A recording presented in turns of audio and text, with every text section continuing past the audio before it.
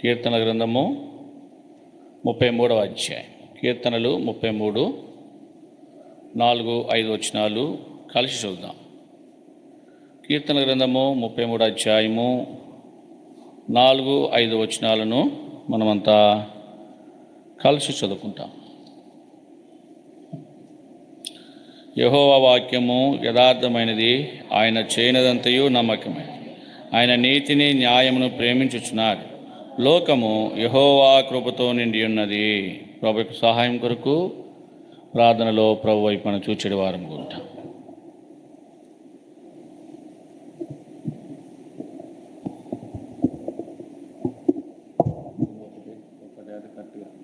ఎలా అనకూడదు, తప్పమని పెట్టాలి. వాళ్ళిద్దరు కూడా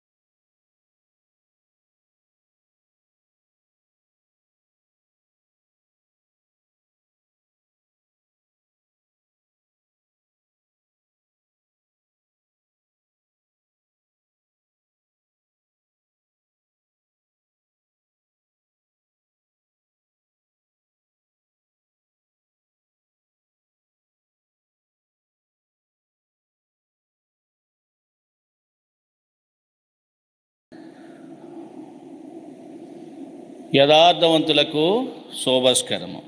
స్తుతి చేయుట యథార్థవంతులకు శోభస్. అంటే దేవుడు ఎలాంటి వాడంట చూడండి. కీర్తన గ్రంథంలో మాట మనం చూస్తాం 18:30. కీర్తనలు 18:30 చదవండి. కీర్తన గ్రంథము. దేవుడు యథార్థవంతుడు. దేవుడు ఎలాంటి వాడు? యథార్థవంతుడు. అయితే మనం చదివిన 33వ కీర్తన 4వ వచనంలో ఏమన్నాడు? యెహోవా వాక్యము యథార్థమైన. అంటే వాక్యం యథార్థమైనది, దేవుడు యథార్థవంతుడు. వాక్యమే దేవుడు, దేవుడే వాక్యం. ఏదైనా యథార్థత. కనుక ఇప్పుడు అలాంటి దేవుని యథార్థమైన ప్రభువును ఎలా ఆరాధించాలి? మనము యథార్థతను కలిగిన వారిమే ఆరాధించాలి. యథార్థతను కలగాల. యథార్థత అంటే ప్రభువుని కలగాలి, యథార్థుడైన ప్రభువుని కలగాలి. కారణం ఏంటంటే ఆయన నీతిని ప్రేమించేవాడు, న్యాయమును ప్రేమించేవాడు. ఆయన దగ్గర న్యాయం ఉంది, నీతిమంతులని ప్రేమిస్తాడు. తర్వాత ఏం రాశాడు? లోకము యెహోవా కృపతో నిండి ఉన్నది. లోకం ఎవరి కృపతో నిండి ఉన్నది? దేవుని యొక్క కృపను బట్టి లోకము నిండిపోయింది. దేవుని కృపతో నిండిపోయిందంట. నిజముగా దేవుని యొక్క కృప లోకముతో నిండిపోయినది కనుకనే మనము ఈ విధముగా సజీవంగా ఉన్నాం. దేవుని యొక్క కృప లోకంలో లేకపోయి ఉంటే మనం ఏనాడో మనము నాశనమై ఉండేవాళ్ళము. వాస్తవానికి దేవుడు భూమి మీదకి రాని క్రితము ఈ భూమి లేక ఈ లోకం ఎలా ఉందంట? నాశనపురముగా ఉంది, నశించేదిగా ఉంది. కనుక యేసుప్రభు వారు భూమి మీదకి రాకని క్రితము లోకము ఎంత నాశనంలో ఉందంటే మరణాంధకారంలో ఉంది. ప్రతి వ్యక్తి కూడా బ్రతుకుతున్నామన్న పేరు మాత్రమున కానీ మృతుడిగా ఉంటూ ఉన్నాడు. వానిలో ఏమాత్రము లేశమైననో జీవము లేదు. అలాంటి పరిస్థితులలో దేవుడు ఎంత ప్రేమించాడంటే లోకములో ఆయన కృపనిచ్చాడు. చదువుదామా 36:5 కీర్తన గ్రంథము 36 అధ్యాయం. ఆయన కృప ఎలాంటిది ఇక్కడ రాశాడు. చదవండి కీర్తన. యెహోవా నీ కృప ఆకాశము నడుచున్నది. ఆయన కృప ఎలాంటిదంట? ఆకాశమనంటే కృప. అంటే భూమి నుంచి ఆకాశానికి అంటుకుపోతుంది ఆయన కృప. నువ్వు పట్టుకోగలవా? ఆకాశాన్ని పట్టుకోగలవా? మనం ఎవరూ పట్టుకోలేం. కానీ ఆయన కృప ఎక్కడి వరకు ఉంది? ఆకాశం అంటే కృప. సరే, ఇప్పుడు రెండవదిగా మనం చూస్తే 7వ వచనం. దేవాని కృప ఎంతో అమూల్యమైనది. మొదటిది ఆకాశం అంటే కృప, రెండవది అమూల్యమైన కృప. అయితే అలాంటి కృపను దేవుడు ఈ లోకంతో నింపేశాడు. అంటే మనిషికి అనుగ్రహించాడు. ఆయన కృప ఉంది కనుక ఇక్కడ రాసినాడు చూడండి. ఎక్కడంటే ఎఫెసీయులకు రాసిన పత్రిక అనుకుంటా. ఎఫెసీయులకు రాసిన పత్రిక 3వ అధ్యాయం 5వ వచనం చదవండి త్వరగా. ఎఫెసీ 3 ఎఫెసీయుల పత్రిక 3వ అధ్యాయం 5వ వచనమేనా? చదువుని మీ అమ్మ చదువుతుంది కదా, చదవని. నేనే తప్పు చెప్పానా? ఒక్క నిమిషం ఆగండి. 3:5 వచనం. ఒక్క నిమిషం ఆగి తల్లి, నేనే తప్పు చెప్పినట్టున్నా నాకు.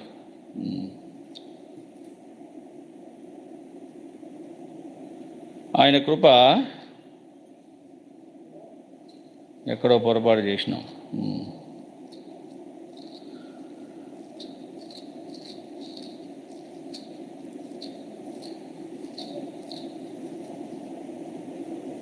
రెండో అధ్యాయం ఎఫెసీయులకు రాసిన పత్రిక 2వ అధ్యాయము 5వ వచనం చదువు. ఇప్పుడు ఆయనను దేవుడు కరుణా సంపన్నుడయుండి మనము మన అపరాధముల చేత చచ్చిన వారమై ఉండినప్పుడు సైతము మనెడల చూపిన తన మహాప్రేమ చేత మనల్ని క్రీస్తుతో కూడా బ్రతికించిన కృపచేత మీరు రక్షించబడి ఉన్నారు.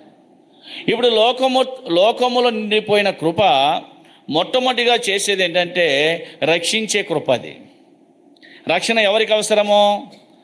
ప్రమాదంలో ఉన్న వాళ్ళకి అవసరం. ఒక వ్యక్తి ఒక గోదావరిలో పడిపోయి కొట్టుకుపోతాడు. ఏమంటాడు? రక్షించండి లేక కాపాడండి అంటాడు. కాపాడండి రక్షించండి అని ఇంచుమించు ఒకటే. రక్షించండి రక్షించండి అంటాడు.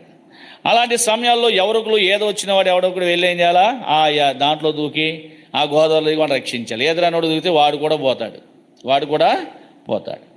అయితే వాస్తవానికి లోకము ఈ లోకములో ఏముందంటే భయంకరమైన ఆపద సంభవించుకుంది. మనిషికి రక్షణ లేదు, మానవునికి రక్షణ లేదు. రక్షణ లేకపోతే ఏమవుతుంది? సెక్యూరిటీ లేకపోతే ప్రమాదం వస్తుంది. ప్రమాదం అంటే ఇప్పుడు చూడండి, ఇప్పుడు ఎమ్మెల్యేలు, ఎంపీలు లేక మినిస్టర్స్ కూడా కొంతమందిని సెక్యూరిటీ పెట్టుకుంటారు, పోలీసులు పెట్టుకుంటారు, తుపాకులతో ఉంటారు. కారణం ఏంటి? వాళ్ళకి సెక్యూరిటీ. ఎందుకు వాళ్ళ సెక్యూరిటీ? సింగిల్గా వెళ్ళిపోవచ్చు కదా, ఏదైనా అయిపోతుందేమో, దారిలో ఎవడన్నా దాడి చేస్తాడేమో, ఏదన్నా నన్ను కాల్చి చంపుతారేమో, ఇలాంటి భయాలు ఉంటాయి. అర్థమైందా? అంటే రక్షణ లేని వానికి రక్షణ అవసరము. అంటే రక్షించేవాడు ఉండాలి, కాపాడేవాడు ఉండాలి. లోకము ఆయన కృపతో ఎందుకు నిండిపోయిందంటే కృపచేత మనలను రక్షించుటకు కొరకు. మనకు రక్షణ లేదు. ఈ లోకములో యేసుప్రభు వారు రాకముందు మనకేమీ లేదు, రక్షణ లేదు. ఎలా ఉందంటే ఎఫెసీ 2:1 మనం ఎప్పుడు చెప్పుకునేదే, పాపముల చేత అపరాధముల చేత చచ్చిన స్థితిలో మనుషుడు ఉన్నాడు. మరి చచ్చినోడిని బ్రతికించాలి కదా, చచ్చిన స్థితిలో ఉన్నాడు, చావుకు సిద్ధంగా ఉన్నాడు, రక్షించేవాడు ఉండాలి. అందుకే లోకములోనికి ఆయన కృప తీసుకొచ్చాడు. ఎందుకంటే మనలను రక్షించుట కొరకాయ. జక్కేతో అన్నాడు 19:10 ఏమన్నాడు? చదవండి, లూకా 19:10. లూకా సువార్త 19:10.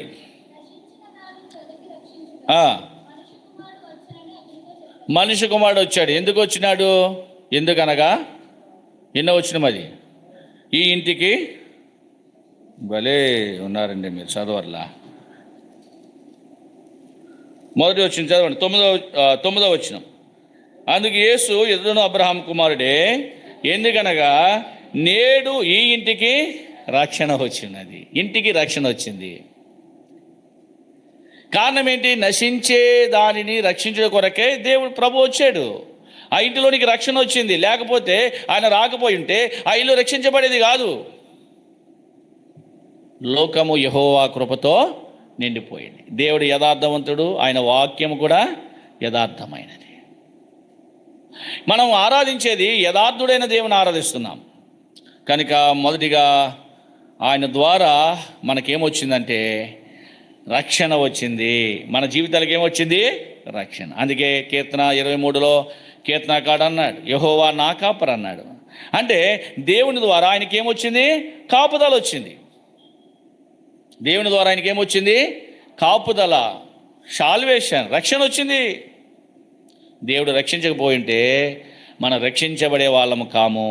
ఈరోజు మనకు రక్షణ దొరికింది, ఇంటికే రక్షణ వచ్చింది, జీవితానికే రక్షణ వచ్చింది. మనం రక్షించేవాడైన ఆపద నుంచి విడిపించేవాడు. కృప ద్వారానే ఈ క్రియ మనకు జరిగింది. రెండోది చూద్దామా? 6వ వచనం చదువు. కృప ద్వారా రక్షణ. ఎఫెసీయులకు రాసిన పత్రిక 2వ అధ్యాయం 6వ వచనం. క్రీస్తు యేసునందు ఆయన మనకు చేసిన ఉపకారం ద్వారా అత్యధికమైన తన కృపా మహాదైశ్వర్యమును రాబో యుగములలో కనుపరచు నిమిత్తం. రెండవదిగా మనం చూస్తే కృపా మహాదైశ్వర్యం. కృపను ఎలాగిచ్చాడంటే ఒక ఆస్తి వలె మనకి ఇచ్చాడు. కృప ఎలాంటిది చెప్పండి? ఐశ్వర్యం. ఐశ్వర్యం అంటే ధనము, భాగ్యం. ఈ కృపను ఒక ఐశ్వర్యం వలె మనకి ఇచ్చినాడు ఆయన. అందుకే పౌలు గారు చెప్పాడు కదా, నాకు క్రీస్తు కావాలి, క్రీస్తును సంపాదించుకోవడానికి గాను నాకు ఏది లాభమో అది పెంటతో సమానంగా ఎంచుకున్నానంటాడు. దేనికోసమో? క్రీస్తును సంపాదించుకోవాలి. సంపద అంటే ఏంటి? ఆస్తి. అంతేనండి. సంపద అంటే ఆస్తి, ఐశ్వర్యం. అయితే ఇక్కడ క్రీస్తు యేసు ప్రభుల వారిని మనకు దేవుడు ఎలా ఇచ్చినాడు? ధనముగా ఇచ్చాడు. ఆయన కృప ద్వారానే ఆ ఐశ్వర్యం మనకు దొరికింది. ఆయన కృప ద్వారానే రక్షణ దొరికింది. ఆయన కృప ద్వారానే ఐశ్వర్యం దొరికింది. మూడోది చూద్దాం రండి, అక్కడనే ఉంది. 8వ వచనం.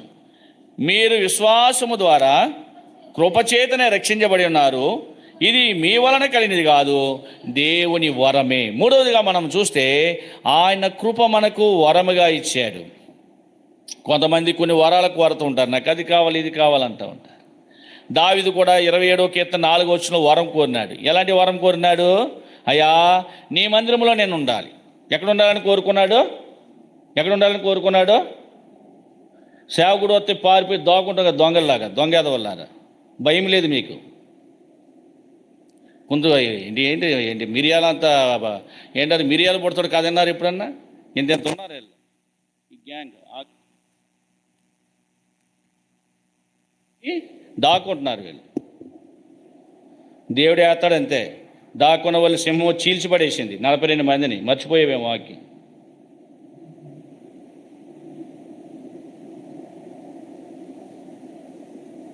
ఇక్కడ మనం చూస్తే దేవుడు ఎంత మనల్ని ప్రేమించినాడంటే కృప ద్వారానే మనకేమిచ్చినాడు?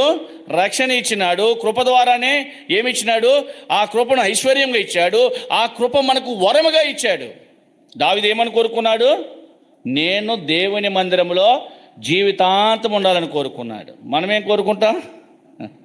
బ్యాట్లు ఇచ్చుకుని గోలికాయలు పెట్టుకుని గూటి వేళ పెట్టుకుని పోయి ఆడుకోవాలని చూస్తాం రాత్రి అర్ధరాత్రి 10 దాకా. బాలుడు నడవలసిన త్వరను వాడు నేర్చుకోకపోతే, ఈ వయసులో మీరు నేర్చుకోలేకపోతే ఇంకా మిమ్మల్ని ఎవరు అడ్డగించరు, పోతారంతే, నాశనమే. మీరు అభివృద్ధి చెందాలా, దేవుని కృపలో వర్ధిల్లాలంటే ఏం చేయాలా? చిన్ననాటి నుంచి భయభక్తులతో సమూయేలు వలె దేవుని మందిరంలో ఎదగాల. సమూయేలు ఏం చేశాడండి? దేవుని మందిరంలో ఎదిగాడు. దేవుని మందిరంలో ఆశ తల్లి సమర్పించేసుకుంది, యెహోవాకు ప్రతిష్ఠించింది, మందిరంలో ఎదిగాడు, సమర్పించేసుకుంది, యెహోవాకు ప్రతిష్ఠించింది, మందిరంలో ఎదిగాడు. ఎదగడమే కాదు, ఏమయ్యాడు? గొప్ప ప్రవక్త అయిపోయాడు, దాని మొదలుకొని బేర్షెబా వరకు. అంతేకాదు గొప్ప న్యాయాధిపతి, జడ్జి కూడా, మంచి జాబ్ కూడా వచ్చింది ఆయనకి. ఇశ్రాయేలు 12 ఆ 11 గోత్రాల వారికి 12 గోత్రాలు ఉంటే లేవీ మీద అధికారం ఎవరికీ లేదు. అంటే తీర్పు తీర్చే తీర్పరి అయిపోయాడు. ఇశ్రాయేలు సామ్రాజ్యానికి ఏమయ్యాడు? తీర్పు తీర్చే తీర్పరి కూడా. కారణం ఏంటి? దేవుని మందిరంలో ఉండే వరం అది. దేవుని మందిరంలో ఉండి దేవుని స్వరం వినగలుగుతూ వచ్చాడు. దేవుని మందిరంలో ఉండి ఎవరి స్వరం విన్నాడు? దైవ స్వరం విన్నాడు, ప్రభు మాట విన్నాడు, ప్రభుకు లోబడ్డాడు, పరిచర్య చేశాడు చిన్నప్పటి నుంచి. అర్థమైందా? మందిరం అంతా కూర్చేవాడు, చేపలు వేసేవాడు. ఎవరైనా సమూయేలు. నీకు ఎక్కడ ఉంది పరిచర్య? తింటము, లేక పడుకోవడం, లేతం, గోటి రోడ్లంట బ్యాటింగ్లు ఆడుకోవడం. అందుకన్నాడు బైబిల్, చెరుపు చేయి పిల్లలారా అన్నాడు. ఏమన్నాడండి? చెరుపు చేయు పిల్లలారా. చిన్ననాటి నుంచే తల్లి సపోర్ట్ చేసింది, తల్లి సమర్పించుకుంది, మందిరానికి ఇచ్చేసింది. ఇంకా పాలు తాగుదంటే పాలు మానిపించిన తర్వాత దాదాపుగా 6 నెలల్లోనే, బహుశా మనం అనుకుంటే అంతే కదండి, 6 నెలల నుంచి ఏం పెడతా ఉంటారు? భోజనం పెడతా ఉంటారు. అంత చిన్న వయసులో దేవుని మందిరాన్ని ప్రతిష్ఠించుకుంది. అంటే దావీదు కూడా దేవుని మందిరంలో జీవితాంతము ఉండాలని కోరుకుంటూ వచ్చాడు. అయితే అది ఒక వరం. ఇప్పుడు కృప అనేది దేవుడు మనకు ఎలా ఇచ్చినాడు? ఒక వరముగా ఇచ్చినాడు. అర్థమైందా? నువ్వు కోరకపోయినా నీకోసమే ఆయన ఏం చేశాడు? వరముగా ప్రత్యక్షమయ్యాడు. 4వ చూద్దామా? 2 కొరింథీ 12:9 చదవండి. కొరింథీయులకు రాసిన 2వ పత్రిక 12వ అధ్యాయం 9వ వచనం. నా కృప నీకు చాలును, బలహీనత యందు నా శక్తి పరిపూర్ణమగుచున్నది. కృప ఎందుకోసరమంటే 4వదిగా మనం చూస్తే బలహీనతలో బలపరచుట కొరకు. అర్థమైందా? అనేకమైన బలహీనతలు మనకున్నాయి, శరీర బలహీనతలు ఉన్నాయి. అర్థమైందా? ఎదగలేని బలహీనతలు మనలో ఉన్నాయి. అంటే బలహీనులమైన మనలను దేవుడు మనల్ని ఎప్పుడు జ్ఞాపకం చేసుకున్నాడంట? చదవండి. ఎక్కడ? ఇదే పౌలు గారి పత్రికలో మనం చూస్తాము. రోమీలకు రాసిన పత్రిక అనుకుంటా, చదవండి. రోమా పత్రిక 5వ అధ్యాయం. రోమా పత్రిక 5వ అధ్యాయము 6వ వచనం. అనగా మనం ఇంకా బలహీనులమై ఉండగా క్రీస్తు యుద్ధకాలమున బతిహీనుల కొరకు మనం ఎలా ఉన్నామో? బలవంతులమా? బలవంతులమండి బలహీనులము. అర్థమైందా? నువ్వు బలవంతుడు అనుకుంటున్నావేమో, ఇరిసేస్తాడు దేవుడు అంతే, ఏముండదు. అర్థమైందా? తండ్రి మాట విననొల్లని వాడు, తల్లి మాట విననొల్లని వాడు, వాడి కళ్ళు పీకేస్తాయి, లౌకికాకులు వచ్చి అంధకారం అయిపోతాయి జీవితాలు. సేవకుల మాట వినాలా, తల్లిదండ్రుల మాట వినాలా పిల్లలు? దేవుడు వేశాడంటే ఇంకేముండదు, ఇక అంధకారమే మీ జీవితాలు. భయం లేదు, గద్దిస్తే చాలు మా మీదే తిరగబడుతున్నారు తల్లిదండ్రులు. పిల్లలకి ఎందుకు బుద్ధి చెప్పారన్నది ఆలోచన లేదు వాళ్ళకి. ఇది ఒక బలహీనత నీకు. నువ్వు బలహీనుడవు. నీ బలహీనత నేనేం చేస్తుందంటే నిన్ను ఆరోగ్యంతో నింపదు, నిన్ను మోక్షాన్ని చేర్చదు, నిన్ను రక్షించదు, నీకు ధనముగా ఉండదు, నీకు వరముగా ఉండదు. బలహీనత ఏమవుతుందండి? ఇంకా బలహీనమై ఏమైపోతామో? కృషించిపోతాం. అర్థమైందా? కృషించిపోతాం. అందుకే 103వ కీర్తనలో కీర్తనకారుడు ఏమన్నాడు? సమాధిలో ఉండి నా ప్రాణం ఏం చేశా? విమోచించావు అంటాడు. అంటే సమాధికి పోకుండా బలహీనత యందు బలపరచుట కొరకాయ నీకేం చేశాడైనా? నువ్వు బలహీనమైనగానే యుద్ధకాలమున నీ కొరకు ఆయన ఏం చేశాడు?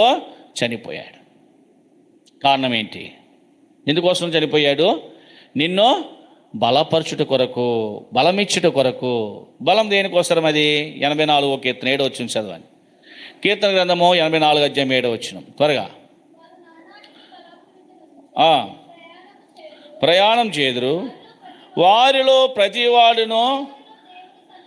దేవుని సన్నిధిలో కనబడాలంటే నీకు బలం ఉండాలా, నువ్వు నడవాలా, నీ బలహీనతలన్నీ తొలగిపోవాలా. నువ్వు కూడా నీ బలహీనతలు ఏమైపోవాలా? తొలగిపోవాలా. నీ బలహీనతలన్నీ తొలగిపోవాలా. బలహీనత యందు ఏం చేయబడాలా? బలపరచాలా. బలపరచుట కొరకై ఏమొచ్చిందంట? ఆయన తన కృపను మనకు అనుగ్రహించాడు. అందుకే అన్నాడు, బలహీనతల యందు నా కృప ఏమవుతుంది? పరిపూర్ణమవుతుంది. నీకు తోడుగా ఉందని చెప్తున్నాడు. అంటే ఆయన కృప ఎందుకు ఇచ్చాడంటే మన బలహీనులమై నాశనానికి అంటే నరకానికి పోకుండా ఉండాలని ఆయన కృపదైశ్వర్యము మన పక్షాన చూపించుకుంటూ వచ్చాడు. బలహీనతలో బలపరచుడు కొరకే ఆయన కృప ఇచ్చాడు.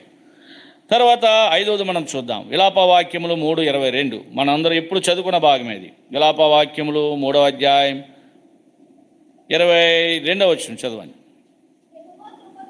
యెహోవా కృపగలవాడు, ఆయన వాత్సల్యత ఎడతెగక నిలుచున్నది కనుక మనము నిర్మూలం కాలేదు. దేవుడు ఎలాంటి వాడు? కృపగల దేవుడైన ఆయన కృప లోకమంతా నిండిపోయింది. ఎందుకోసమో? మనలను రక్షించింది.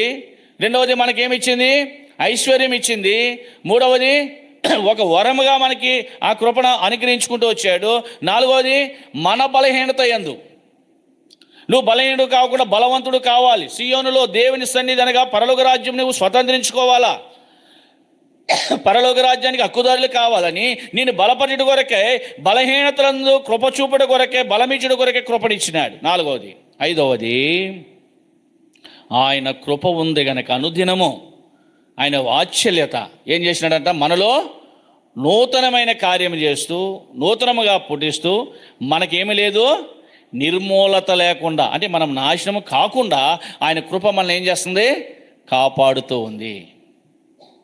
అందుకే భక్తుడు అన్నాడు 33:5 ఏమన్నాడు? కీర్తన 33:5లో లోకము యెహోవా కృపతో నిండిపోయింది.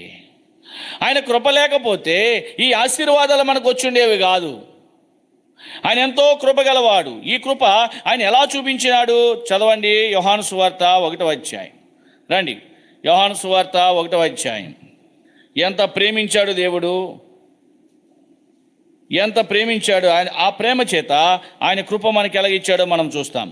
17వ వచనం చదవండి. ధర్మశాస్త్రము మోషే ద్వారా అనుగ్రహింపబడెను, కృపయు సత్యమును యేసు క్రీస్తు ద్వారా కలిగెను. ఇక్కడ ధర్మశాస్త్రం ఉంది. ఈ ధర్మశాస్త్రము మోషే ద్వారా దేవుడు ఏం చేశాడు? ప్రజలకు ఆ ధర్మశాస్త్రాన్ని అనుగ్రహించాడు. అయితే కృప ఉంది.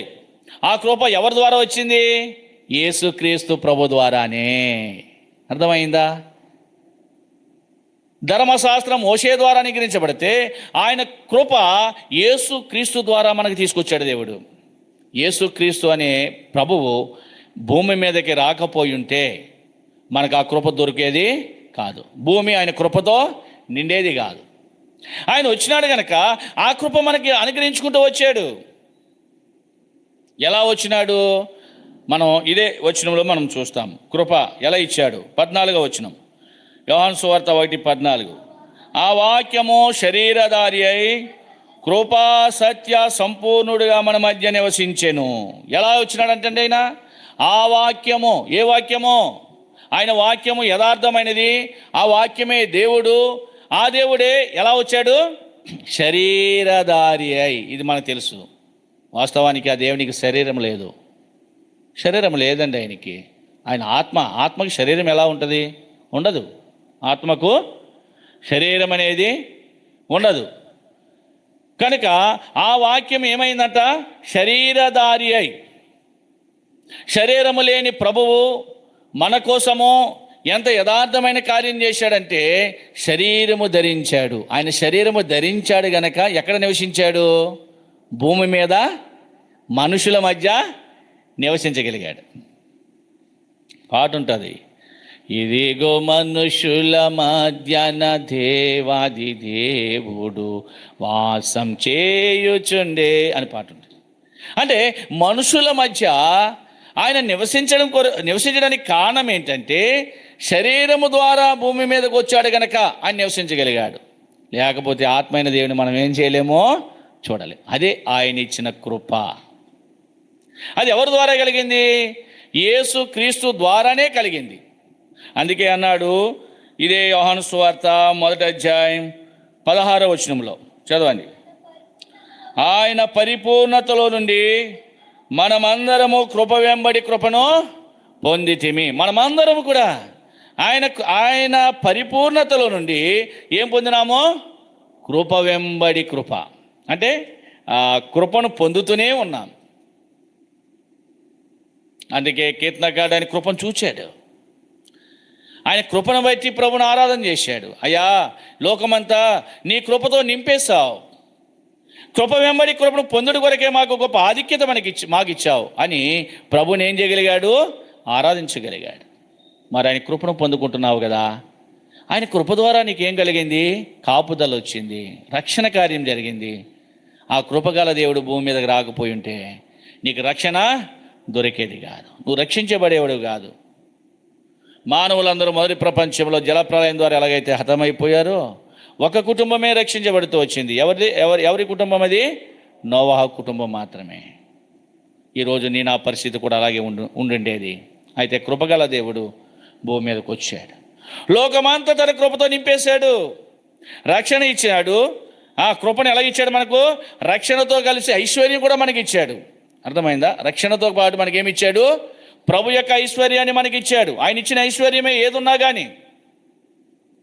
మూడవది, ఆ కృప అనేది ఒక వరముగా మనకు దయచేశాడు. నాలుగవది, మన బలహీనతల యందు ఏమవుతుందండి? మనలను బలపరచుడు కొరకై ఆయన కృపను మన పక్షంగా చూపించాడు. ఐదవది, ఆయన కృప ఉంది గనక మనకేమీ లేదు, నిర్మూలత లేదు. అనుదినము కూడా ఆయన కృప ద్వారా మనల్ని ఏం చేస్తున్నాడు? ఒక నూతనమైన వ్యక్తిగా. నూతనమైన వ్యక్తి అంటే ఎవరండి? నూతనమైన వ్యక్తి అంటే క్రొత్తవాడు, అంతేనా? క్రొత్తవాడు అంటే ఒక దినము గడిచిందంటే ఒక క్రొత్త జీవితం నీలో ఉందని అర్థమైందా? ఒక దినము గడిచిందంటే ఒక క్రొత్త జీవితం ఎవరిలో ఉంది? మనలో ఉంది. ఒక రోజు గడిచిందంటే దేవుడు ఇంకో రోజు నీకు దయాకింతంగా ఇచ్చాడు. అదే నూతనమైన కార్యం. ఇదిగో నేను ఒక నూతన క్రియ చేస్తున్నాను. నిజంగా ఈ దినాలు గడవలేని వాళ్ళు, ఈ దినాలు చూడలేని వాళ్ళు ప్రపంచంలో అనేకులు ఉన్నారు. ఈరోజు మనం చూస్తున్నామంటే అది నూతనమైన కార్యం. అనుదినము ఏం చేస్తుందంటే ఆయన వాత్సల్యత నూతనముగా మనకు పుట్టిస్తూ ఉన్నాడు. ఎంత గొప్ప దేవుడండి ఆయన!